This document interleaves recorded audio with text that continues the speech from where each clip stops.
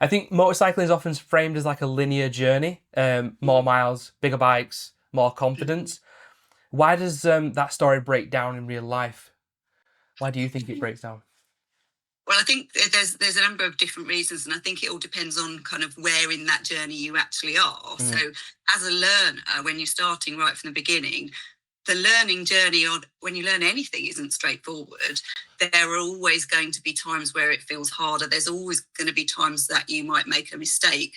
And the problem, I think, what makes it kind of harder, I think, for motorcycling is that you're acutely aware of the consequences if you do make a mistake. Therefore, you don't want to make a mistake. But we only learn, or we don't only learn, but we learn a lot from the mistakes that we make.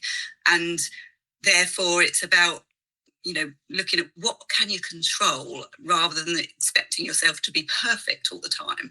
And, if you think, when it comes to perhaps driving, how many times you might drive in a car and have an accident, hopefully is very, very, very tiny, and if not at all. mm, But the amount of times you might see a near miss where something could have happened but didn't, yeah, it's how do we take those kind of messages on board, and I think if we're not taking those messages on board, then we might kind of think we're doing really well. Something happens that can knock our confidence, and then we kind of we might be sort of going up and then up again, then down, and depending on how much we're beating ourselves up, we might even go, you know what, I don't want to do this anymore. yeah, Whereas if we can think, well, actually, this is a normal part of learning, and as long as the learning is graduated rather than in at the deep end, it yeah, gives time for us to build that nervous system safety and that trust in ourselves that we actually do know what to do. yeah, And I think that for me was the biggest